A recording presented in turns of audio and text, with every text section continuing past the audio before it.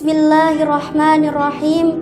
Assalamualaikum warahmatullahi wabarakatuh.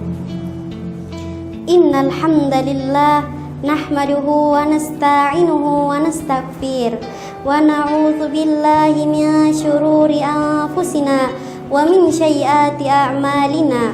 Man yahdihillahu fala mudhillalah wa man yudlilhu fala hadiyalah. Asyhadu an la ilaha illallah wa asyhadu anna Muhammadan abduhu wa rasuluh la nabiyya ba'da. Pertama-tama dan yang paling utama, marilah kita senantiasa memanjatkan puja dan puji syukur atas kehadirat Allah Subhanahu wa taala.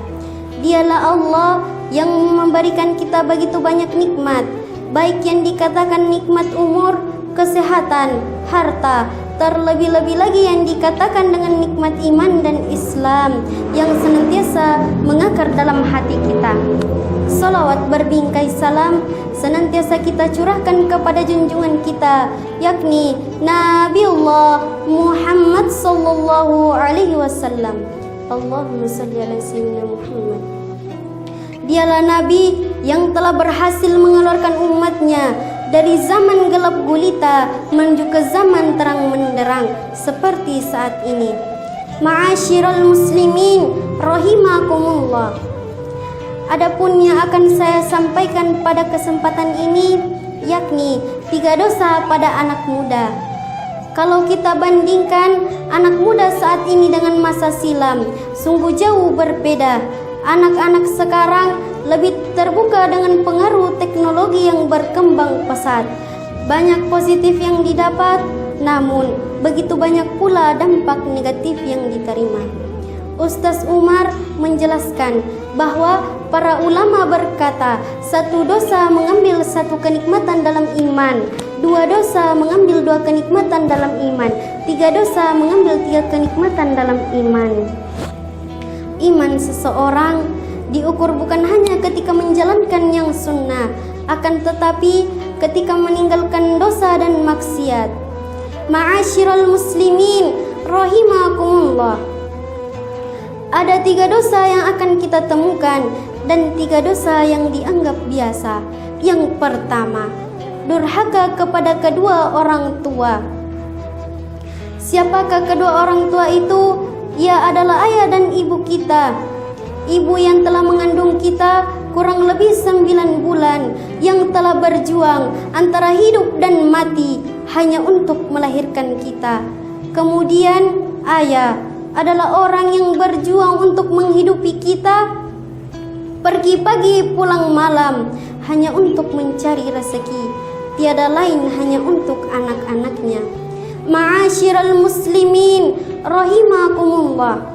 Oleh karena itu, marilah kita senantiasa berbuat baik kepada mereka dan senantiasa mendoakan mereka, baik dikala yang masih hidup maupun yang sudah mati.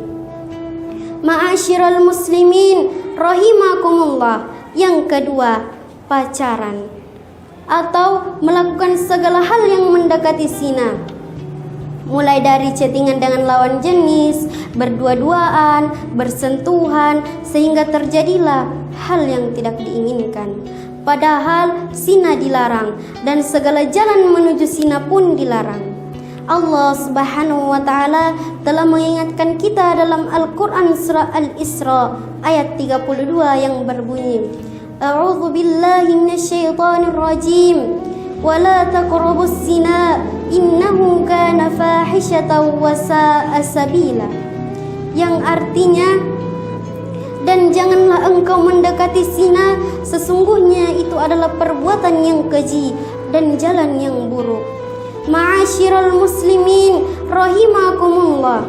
Yang ketiga, salat masih bolong-bolong, sering meninggalkan salat atau bahkan tidak mengerjakan salat sama sekali padahal mengaku Islam. Salat adalah kewajiban yang paling utama setelah 2 kalimat syahadat dan merupakan salah satu rukun Islam.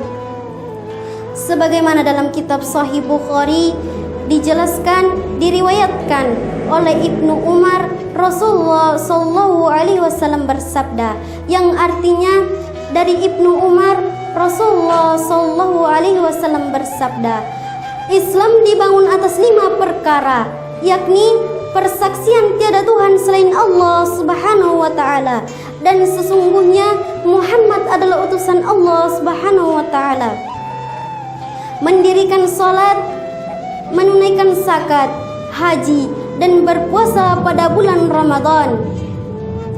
Ma'asyiral muslimin rahimakumullah.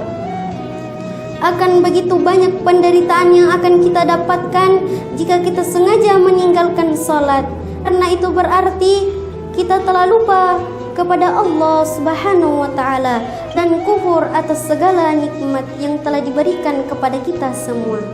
Ma'asyiral muslimin rahimakumullah. Cukup sekian yang sempat saya sampaikan, lebih dan kurangnya mohon dimaafkan. Akhirul kalam, wabillahi taufiq wassa'adah. Wassalamualaikum warahmatullahi wabarakatuh.